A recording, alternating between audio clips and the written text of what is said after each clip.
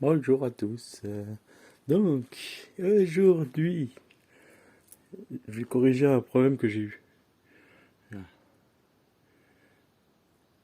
La prise, elle a fondu. Alors, pourquoi elle a fondu? Je m'explique. C'est de ma faute. J'ai un testeur où j'ai des toutes petites, des toutes petites pointes, c'est moi qui dépasse. Et en fait, j'ai voulu tester la tension de la batterie pour voir, parce que j'étais en train d'étalonner un nouveau chargeur. Donc j'ai voulu voir à combien il m'avait rechargé la batterie, une prise de tension directe sur la batterie parallèle. Sauf que bah forcément, quand j'ai foutu le petit bitenu, il a touché le plus et le moins, et ça a arqué, quoi. Donc la prise a succinctement fondu sous le bord. Bon, on voit que honnêtement c'est moins puissant que le 60 volts, hein. Parce que la dernière fois que 60 volts, la prise a fusionné, j'ai tout pris dans la gueule, quoi. Que là la prise marche encore, tu vois. Miraculeusement, ça fonctionne encore, mais alors, quand on voit le nombre de problèmes qu'on peut avoir avec ça, j'ai pas envie de. Faut pas déconner. Quand tu vois le prix que ça vaut, donc je vous mettrai un petit lien si vous voulez pour les prises où il y a la prise mâle et la femelle, c'est l'ensemble. J'ai payé ça 7 balles, tu vois. Voilà. Alors il y en a qu'on clipse, c'est avec des clips, et il y a celles qu'on visse. Donc moi franchement, vaut mieux ça, c'est plus solide et ça sera bien plus efficace. Mâle, mâle, femelle. Et je sais pas pourquoi j'ai sorti un mâle alors que j'ai besoin d'une femelle. Mais c'est pas grave. Bref, nous allons faire le contraire. Donc, quand tu changes ça, parce que j'allais attaquer, je suis désolé, j'ai attaqué et j'ai pensé qu'après à faire une vidéo, j'ai fait ça peut servir aussi. Donc en fait, tu prends une petite pince comme j'ai là, ou peu importe. Même dans le pire des cas, si t'as pas de pince coupante, tu prends un coupe-ongle, tu coupes doucement, bien un seul fil.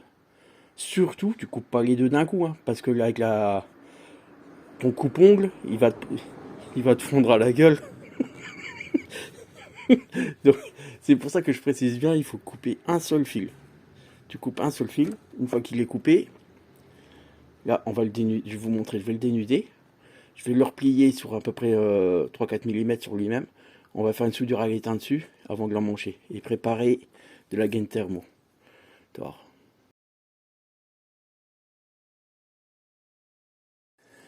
Alors pour dénuder, moi j'ai une pince comme ça automatique, tu sais.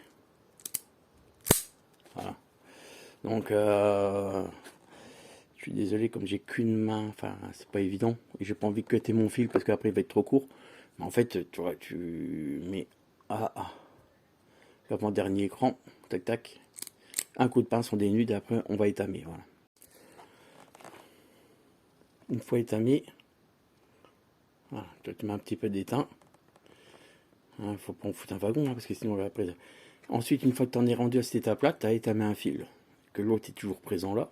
Peu importe celui que tu as coupé, tu coupes au hasard, hein, tu t'en fous, hein, un des deux, hein. Tu mets ton testeur, là je viens de le faire. Donc moi j'ai bien coupé le plus. Ça va être réparé. Toi c'est celui, un fil avec les petits traits, mais il faut faire gaffe, c'est pas forcément le plus. Il faut mieux tester pour être sûr que tu sais, les Chinois, voilà, moi je fais confiance qu'en moi. Donc j'ai posé le testeur ici, et ensuite tu testes ta polarité là. Soit tu mets la deuxième sur le bord ici à l'extérieur. Du coup, si le courant passe, que ça t'affiche, comme là ça m'affiche 41 volts, c'est que le plus, et c'est la borne du milieu. Normalement c'est toujours ça, mais bon, ça évite, j'ai pas envie d'avoir de problème. Donc la borne du milieu, c'est le plus. Ouais, la borne du milieu, c'est le plus. Donc quand tu mets le testeur, admettons tu mets ton testeur ici, au fil que tu as coupé. Tu mets ta petite pince sur le bord, tu peux plus avoir de courge, tu n'as plus qu'un pot ici, hein. Donc tu mets ta pas de courant, et si tu mets ton testeur sur la tétine au milieu et que le courant passe, tu vois, il t'affiche moins 41 volts. Donc quand c'est comme ça, c'est que là tu as inversé les polarités. Donc à la fin, quand tu vas mettre l'autre prise, de toute façon, en plus celle que je vais vous montrer, vous allez voir, il y a le plus et moins. Toi tu peux même pas te tromper. Donc comme moi je vais couper le plus, tu mets plus sur le plus et le plus va forcément se retrouver au milieu. Ça n'empêche que quand j'aurai mis je vais quand même tester directement ici pour voir où c'est qu'il y a le plus. Si c'est bien ça, mais voilà. Donc c'est noté sur les... C'est pour ça les petits connecteurs là, ils sont bien. Franchement, pas mal quoi. Donc, allez, on va mettre ça. Je vais vous montrer quand je vais mettre la gaine thermo autour pour préparer pour tout à l'heure. Alors j'ai quand même mis, pour savoir être sûr, là je mettrai une gaine noire sur celle-là. Donc là maintenant on va le couper et je fais le même principe et après on va faire couler le... Je vais mettre un peu de colle chaude ici avant d'isoler, de mettre du scotch autour quoi. Pour au niveau de l'étain, moi j'ai été chercher, j'ai ça. C'est au bricomarché, des trucs comme ça. Moi j'ai acheté le camping gaz là en 2 mm. Et franchement, la qualité est bonne. Le petit fer, bah, c'est mon petit fer AliExpress. Et franchement, il va très bien, assez précis et tout.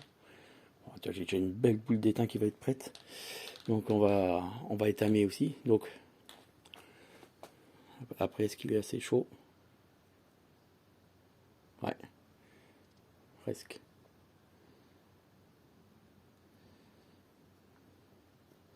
Tu vois, tu mets un peu d'étain dessus.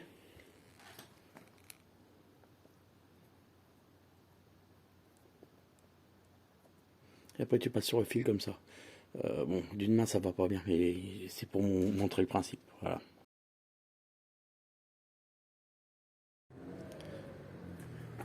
Alors voilà. Donc, tu vois, moi j'ai chauffé au briquet pour faire couler un peu de colle chaude. C'est juste pour éviter que. Donc derrière ça, tu vois la prise, t'as une prise. Et s'il faut que tu mettes une prise mâle, tu fais la même opération. À partir du moment où tu coupes ici, il faut jamais juste bien retenir de ne pas couper les deux fils. Les couper un par un, clac clac, et faire comme j'ai fait.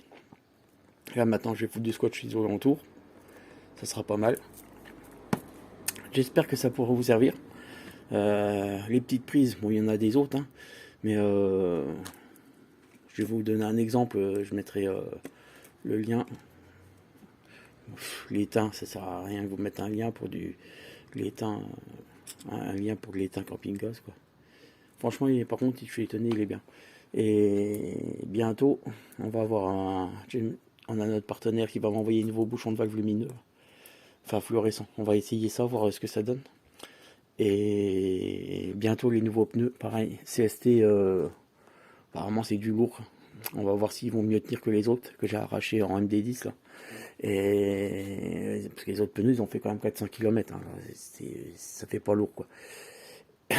Donc on va voir tester les CST puis après on va trouver, parce que ça c'est les pneus chinois de copie là, et franchement ils ont bien tenu, hein. Franchement ils ont des bornes, ils ont au moins 1000 bornes des trucs, hein.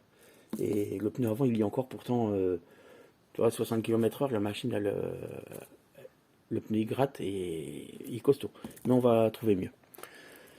J'espère que ça pourra vous servir cette vidéo quand même, hein, parce que j'aime bien moi les petits tutos comme ça pour ceux qui veulent bricoler ou c'est un peu intelligent. Ça évite d'aller au dépanneur, hein, parce que les dépanneurs trottinettes en plus c'est chaud à trouver quand même. Donc tu vois, pour une connerie de prise, en plus là c'est de ma faute, hein. Tu vois, pour te montrer le testeur, tu vois le testeur il a une toute petite pointe, tu vois, par rapport à mon doigt, petite pointe. Donc pour aller tester dans la prise, là, et ben quand j'ai mis, ça a touché les deux pauvres.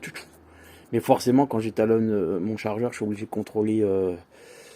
Moi j'aime bien contrôler la tension une fois que j'ai rétalonné le chargeur, faut contrôler la tension de la batterie, voir ce que ça donne, pour que ça soit optimal.